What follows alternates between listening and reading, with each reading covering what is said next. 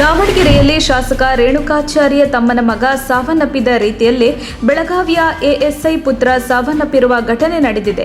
ದಾವಣಗೆರೆ ಜಿಲ್ಲೆಯ ಹೊನ್ನಾಳಿ ತಾಲೂಕಿನ ಮಾಸಡಿ ಗ್ರಾಮದ ಬಳಿ ಇರುವ ಮಹೇಶ್ವರಿ ಹಳ್ಳದಲ್ಲಿ ಕಾರು ಬಿದ್ದು ಬೆಳಗಾವಿ ಎಎಸ್ಐ ಪುತ್ರ ಪ್ರಕಾಶ್ ಅರಳಿಕಟ್ಟೆ ಸಾವನ್ನಪ್ಪಿದ್ದಾರೆ. ಶಿವಮೊಗ್ಗಕ್ಕೆ ತನ್ನ ಸ್ನೇಹಿತರನ್ನು ಬಿಟ್ಟು ವಾಪಸ್ ಬರುವಾಗ ಮಧ್ಯರಾತ್ರಿ 1 ಗಂಟೆಗೆ ಕಾರು ನಿಯಂತ್ರಣ ತಪ್ಪಿ ಹಳ್ಳಕ್ಕೆ ಬಿದ್ದಿದೆ ಎನ್ನಲಾಗಿದೆ. ಅತಿ ವೇಗದಿಂದ ಅಪಘಾತ ಆಗಿರುವ ಶಂಕೆ ವ್ಯಕ್ತವಾಗಿದೆ. ಬಾಗಲಕೋಟೆ ಜಿಲ್ಲೆಯ ಎಚ್ಎಸ್ಕೆ ಆಸ್ಪತ್ರೆಯ ವೈದ್ಯರು ವ್ಯಕ್ತಿಯ ಹೊಟ್ಟೆಯಲ್ಲಿದ್ದ 187 ಕಾಯಿನ್ಗಳನ್ನು ಹೊರತೆಗೆದು ಯಶಸ್ವಿ ಶಸ್ತ್ರಚಿಕಿತ್ಸೆ ಮಾಡಿದ್ದಾರೆ. ನಿನ್ನೆ ಬಾಗಲಕೋಟೆ ಕುಮಾರೇಶ್ವರ ಆಸ್ಪತ್ರೆಗೆ ವಿರುದ್ಧ ದಾಖಲಾಗಿದ್ದರು. ಎಕ್ಸ್ರೇಯಲ್ಲಿ ನಾಣ್ಯಗಳು ಪತ್ತೆಯಾಗಿದ್ದವು.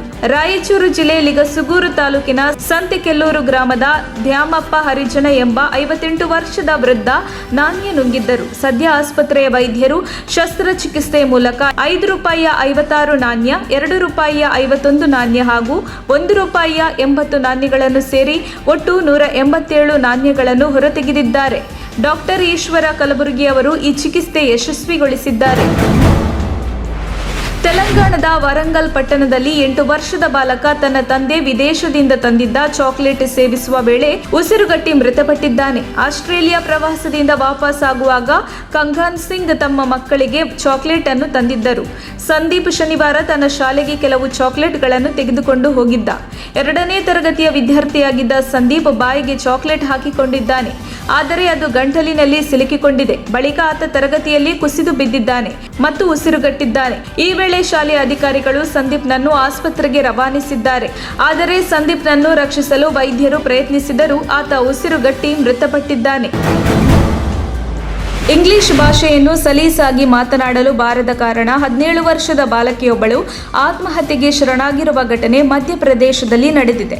ಶೈಲ್ ಕುಮಾರಿ ತನ್ನ ಕೊಠಡಿಯಲ್ಲಿ ನೇಣು ಬಿಗಿದುಕೊಂಡು ಸಾವನ್ನಪ್ಪಿದ್ದಾಳೆ. ಸಂತ್ರಸ್ತೆಯ ಸಹೋದರಿ ಹಾಗೂ ತಾಯಿ ನೀಡಿರುವ ಮಾಹಿತಿಯ ಪ್ರಕಾರ ಮೃತ ಬಾಲಕಿ ಗಗನಸಖಿಯಾಗುವುದಕ್ಕೆ ತರಬೇತಿ ಪಡೆಯುವಳಿದ್ದಳು.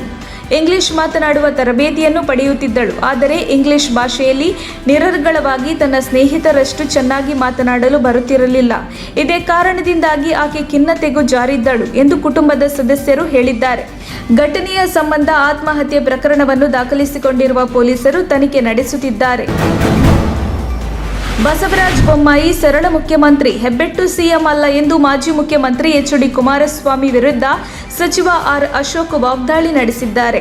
ಬಸವರಾಜ ಬೊಮ್ಮಾಯಿ ಹೆಬ್ಬೆಟ್ಟು ಸಿಎಂ ಎಂಬ ಕುಮಾರಸ್ವಾಮಿಯವರ ಹೇಳಿಕೆ ಕುರಿತಂತೆ ಚಿಕ್ಕಬಳ್ಳಾಪುರ ವಿಧಾನಸಭಾ ಕ್ಷೇತ್ರದ ಎಕೆ ಗೊಲ್ಲಹಳ್ಳಿ ಗ್ರಾಮದಲ್ಲಿ ಮಾತನಾಡಿದ ಅಶೋಕ್ ಅವರು, ಬಿಜೆಪಿ ನ್ಯಾಷನಲ್ ಪಾರ್ಟಿ, ಜೆಡಿಎಸ್ ಹೆಬ್ಬೆಟ್ಟು ಪಾರ್ಟಿ. ಎಚ್.ಡಿ. ದೇವೇಗೌಡ ಕುಟುಂಬದವರು ಹೇಳಿದರೆ ಮಾತ್ರ ಜೆಡಿಎಸ್ನಲ್ಲಿ ಹೆಬ್ಬೆಟ್ಟು ಒತ್ತೋದು. ಜೆಡಿಎಸ್ನಲ್ಲಿ ಅಂದು ಇಂದು ಮುಂದೆಯೂ ದೇವೇಗೌಡರದೇ ದರ್ಬಾರ್. ಬಿಜೆಪಿಯಲ್ಲಿ ವಂಶ ಪಾರಂಪರ್ಯ ರಾಜಕಾರಣ ಇಲ್ಲ ಎಂದು ತಿರುಗೇಟು ನೀಡಿದ್ದಾರೆ.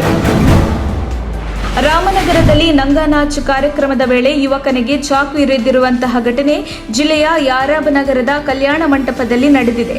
ನವೆಂಬರ್ 24ರ ರಾತ್ರಿ ಈ ಘಟನೆ ನಡೆದಿದ್ದು, ನಗರಸಭೆ ಕಾಂಗ್ರೆಸ್ ಸದಸ್ಯ ದೌಲತ್ ಶರೀಫ್ ಹುಟ್ಟುಹಬ್ಬದ ಪ್ರಯುಕ್ತ ನಂಗಾನಾಚ್ ಕಾರ್ಯಕ್ರಮ ಏರ್ಪಡಿಸಿದ್ದರು. ಡ್ಯಾನ್ಸರ್ಗಳ ಜೊತೆ ಅಸಭ್ಯವಾಗಿ ವರ್ತಿಸಿದ್ದನ್ನು ಪ್ರಶ್ನಿಸಿದ್ದಕ್ಕೆ ಅದೇ ನಗರದ ನಿವಾಸಿ ರುಮಾಬ್ ಮೆಹಬೂಬ್ ನಗರದ ನಿವಾಸಿಯಾದ ಮುಫಾಗೆ ಚಾಕು ಇರಿದಿದ್ದಾನೆ.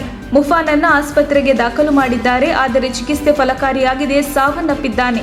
ಆರೋಪಿ ರುಮಾನನ್ನು ರಾಮನಗರದ ಟೌನ್ ಪೊಲೀಸರು ಬಂಧಿಸಿದ್ದಾರೆ. ಮತದಾರರ ಮಾಹಿತಿಗೆ ಕಣ್ಣ ಹಾಕಿರುವ ಚಿಲುಮೆ ಕರ್ಮಕಾಂಡದ ತನಿಖೆಯನ್ನು ಪೊಲೀಸರು ಮತ್ತಷ್ಟು ಚುರುಕುಗೊಳಿಸಿದ್ದಾರೆ. ಚಿಲುಮೆಯ ಅಕ್ರಮಕ್ಕೆ ಸಾಥ್ ನೀಡಿದ 4 ಕಂದಾಯ ಅಧಿಕಾರಿಗಳನ್ನು ಪೊಲೀಸರು ಬಂಧಿಸಿದ್ದಾರೆ. ಇನ್ನು ಬಿಬಿಎಂಪಿ ಮತ್ತು ಚಿಲುಮೆ ಸಂಸ್ಥೆಗೆ ಕೊಂಡಿಯಾಗಿದ್ದ ಮಧ್ಯವರ್ತಿಯನ್ನ ಪೊಲೀಸರು ಅರೆಸ್ಟ್ ಮಾಡಿದ್ದಾರೆ. ಈ ಆರೋಪ ಸಾಬೀತಾದ ಹಿನ್ನೆಲೆ ಹಲಸೂರು ಗೇಟ್ ಪೊಲೀಸರು ಮಹದೇವಪುರ ಕಂದಾಯ ಅಧಿಕಾರಿ ಕೆ ಚಂದ್ರಶೇಖರ್, ಶಿವಾಜಿನಗರ ಕಂದಾಯ ಅಧಿಕಾರಿ ಸುಹೇಲ್ ಅಹಮದ್, ಚಿಕ್ಕಪೇಟೆಯ ಉಪಕಂದಾಯ ಅಧಿಕಾರಿ ವಿಭಿ ಭೀಮಾಶಂಕರ್, ಆರ್ಆರ್ ಕ್ಷೇತ್ರದ ಅಧಿಕಾರಿ ಮಹೇಶ್ ಎಂಬುವರನ್ನ ಬಂಧಿಸಿ ವಿಚಾರಣೆಗೊಳಪಡಿಸಿದ್ದಾರೆ. ಸೌದಿ ಅರೇಬಿಯಾ ನೀರಿನಲ್ಲಿ ಮುಳುಗುತ್ತಿದೆ. ಪಶ್ಚಿಮ ಸೌದಿಯಲ್ಲಿ ಇದೇ ಮೊದಲ ಬಾರಿಗೆ ಇಷ್ಟು ಪ್ರಮಾಣದ ಮಳೆಯಾಗಿದೆ.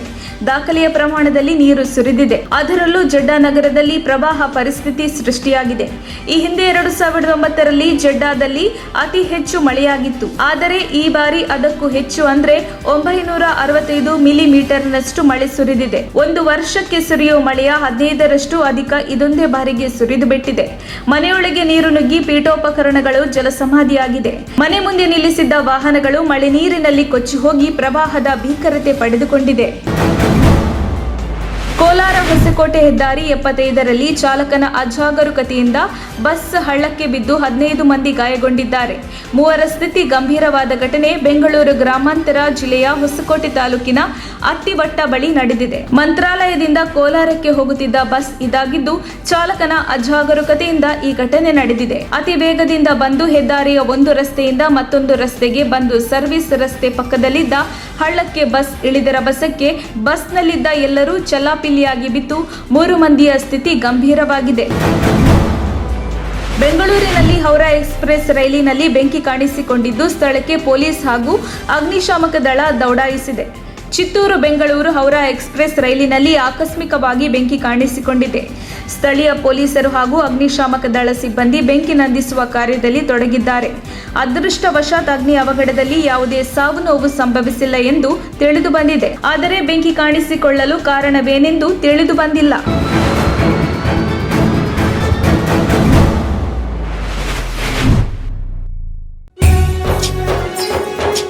ನಿಮ್ಮ ಮೆಚ್ಚಿನ ನಮ್ಮ ತುಮಕೂರು ಮಾಧ್ಯಮ 1 ವರ್ಷ ಪೂರೈಸಿದ ಈ ಸಂದರ್ಭದಲ್ಲಿ ನಮ್ಮ ತುಮಕೂರು ಮಾಧ್ಯಮ ನಿಮಗೆ ಧನ್ಯವಾದಗಳನ್ನ ತಿಳಿಸುತ್ತದೆ ಮತ್ತು ನಿಮ್ಮ ಪ್ರೀತಿಗೆ ಸದಾ ಚಿರಋಣಿಯಾಗಿರುತ್ತದೆ.